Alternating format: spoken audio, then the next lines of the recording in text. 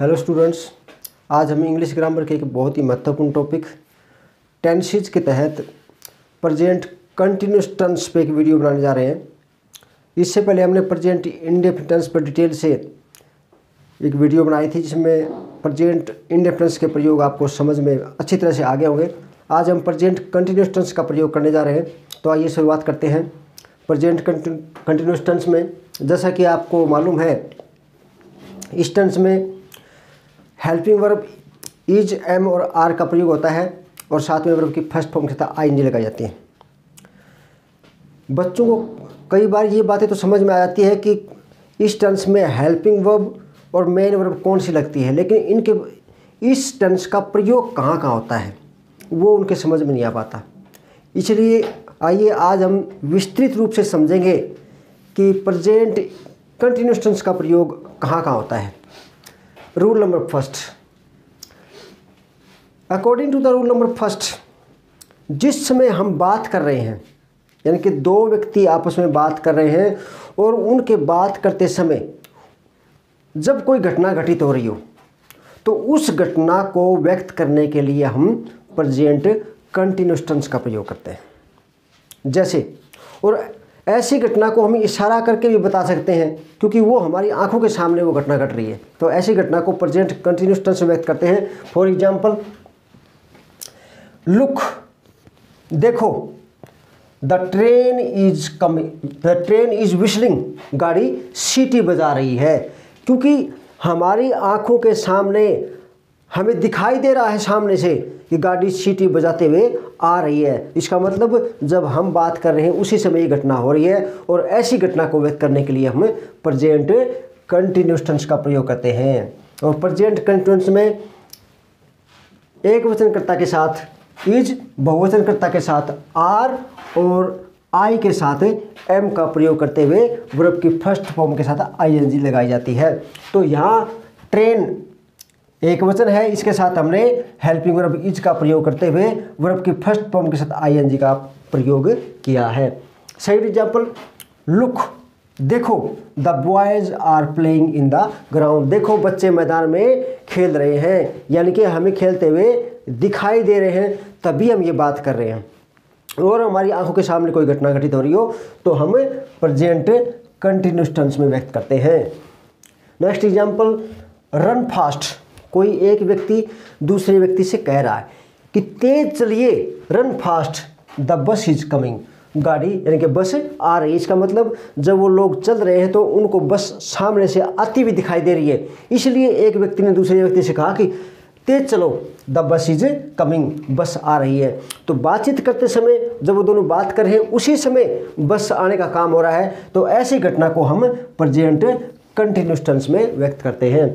Next example, listen, एक व्यक्ति दूसरे व्यक्ति से कह रहा है कि लिसन, सुनो, व्हाट आर यू डूइंग, तुम क्या कर रहे हो। तो इसका मतलब एक व्यक्ति दूसरे व्यक्ति से फेस टू फेस बात कर रहा है और उसे पूछ रहा है कि व्हाट आर यू डूइंग, तुम क्या कर रहे हो, पूछ रहा है उसे। तो ऐसी घटना को जो है हम प्रेजेंट कंटिन्यूस टेंस में व्यक्त करते हैं। Rule number second, according to the rule number second, निकट भविष्य में होने वाली घटना को व्यक्त करने के लिए भी हम प्रेजेंट कंटिन्यूस टेंस का प्रयोग करते हैं। निकट भविष्य मतलब मान लीजिए आज शाम को कोई घटना घटित हो रही हो, आज शाम को कोई काम होने वाला हो, या कल, या 2 दिन बाद, या 1 सप्ताह के बाद, या 1 महीने के बाद कोई घटना घटने वाली हो, कोई काम होने वाला हो, तो उसको हम व्यक्त करने के लिए प्रेजेंट कंटिन्यूस टेंस का प्रयोग करेंगे, न कि फ्यूचर इंडेफिनिट टेंस या फ्यूचर का टेंस हम जो है उसमें प्रयोग नहीं करेंगे। हम उसमें प्रेजेंट कंटिन्यूस टेंस में ही उस घटना को व्यक्त करेंगे। फॉर एग्जांपल, देखिए कोई व्यक्ति कह रहा है कि I am going to Delhi tomorrow, कि मैं कल दिल्ली जाऊंगा। वैसे तो फ्यूचर की बात हो रही है, कल की बात हो रही है, आने वाले कल की, तो उसको हम साधारण रूप से फ्यूचर में व्यक्त करते हैं कि मैं कल दिल्ली जाऊंगा, ऐसे होना चाहिए। लेकिन निकट भविष्य की कोई घटना होती है उसको हम फ्यूचर की बजाय प्रेजेंट कंटिन्यूस टेंस में व्यक्त करते हैं। तो जो क्या, I am going to Delhi tomorrow, मैं कल दिल्ली जा रहा हूँ, तो इसको हम कंटिन्यूस में व्यक्त करेंगे न कि फ्यूचर में। इसी तरह से कोई व्यक्ति कह रहा है कि Ram is going to America next week, Ram अगले सप्ताह अमेरिका जा रहा है, ना कि जाएगा, यानी कि उसको काम तो फ्यूचर में ही होगा, नेक्स्ट वीक अगले सप्ताह होगा। तो ऐसी घटना को जो है, जो निकट भविष्य में है, उसको हम प्रेजेंट कंटिन्यूस टेंस में दिखाएंगे, यानी कि इज एम आर सब्जेक्ट के अनुसार हेल्पिंग वर्ब लगाएंगे और वर्ब की फर्स्ट फॉर्म ING।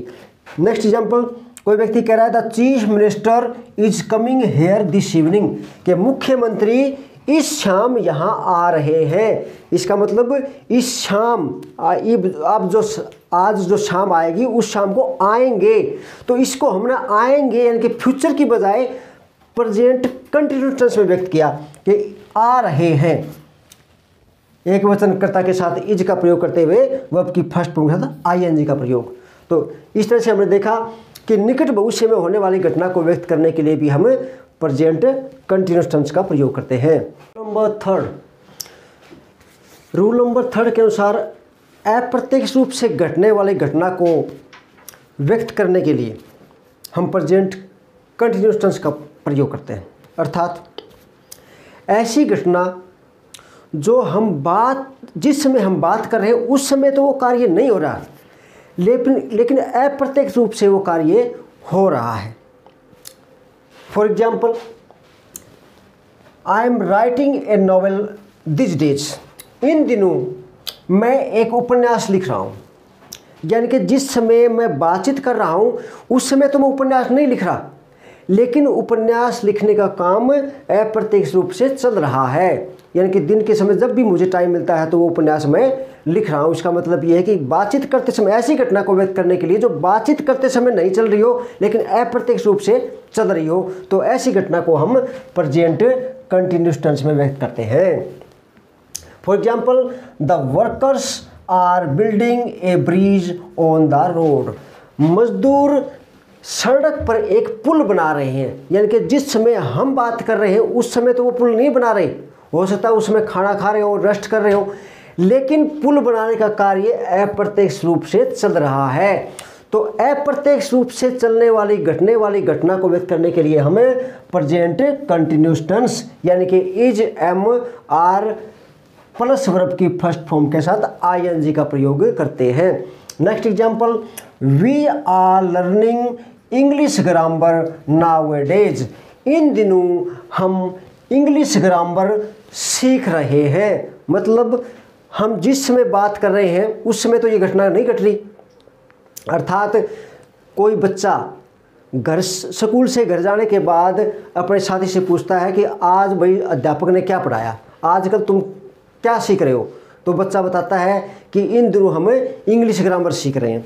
लेकिन जिस समय जो वो दोनों बच्चे बात कर रहे हैं उस समय तो वो काम नहीं हो रहा इंग्लिश ग्रामर सीखने का, लेकिन स्कूल में वो काम चल रहा है, अप्रत्यक्ष रूप से वो घटना घट रही है।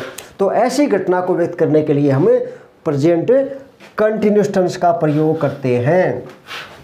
Rule number 4, according to the rule number 4,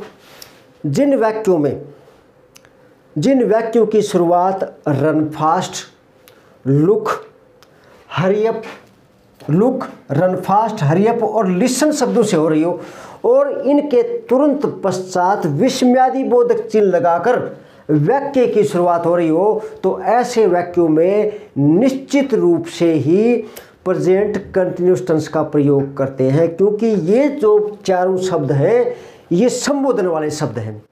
ये किसी को आवाज़ देकर बुलाने वाले शब्द हैं, किसी को अलर्ट करने वाले शब्द हैं, जो कि एक व्यक्ति द्वारा दूसरे व्यक्ति को बोले जाते हैं जो उसके सामने खड़ा है या उसके पास खड़ा है। तो ऐसे शब्दों के तुरंत पश्चात जो वाक्य या जो घटना घटेगी वो प्रेजेंट कंटिन्यूस टेंस में व्यक्त की जाएगी। जैसे लुक, कोई व्यक्ति दूसरे व्यक्ति की तरफ इशारा करके कह रहा है कि लुक देखो, the smoke is coming out of that window, कि धुआं उस खिड़की से बाहर आ रहा है। यानी लुक शब्द जो है वो व्यक्ति का ध्यान आकर्षित करने के लिए, उसकी तरफ जो है अपना ध्यान आकर्षित करने के लिए किया जा रहा है। तो इस वाक्य में लुक शब्द के तुरंत बाद विस्मयादिबोध चिन्ह लगाकर वाक्य की शुरुआत हो रही है, तो इसमें निश्चित रूप से ही कंटिन्यूस टेंस का प्रयोग होगा। नेक्स्ट एग्जाम्पल, हरी अप, एक व्यक्ति दूसरे व्यक्ति से कह रहा है कि हरी अप, जल्दी कीजिए, वी आर गेटिंग लेट, हमें देरी हो रही है। ये भी व्यक्ति का ध्यान उसकी तरफ आकर्षित करने के लिए बोला जा रहा है और विस्मयादिबोधक चिन्ह लगाकर वाक्य की शुरुआत हो रही है, तो इट मीन्स यहाँ कंटिन्यूस टेंस का प्रयोग होगा।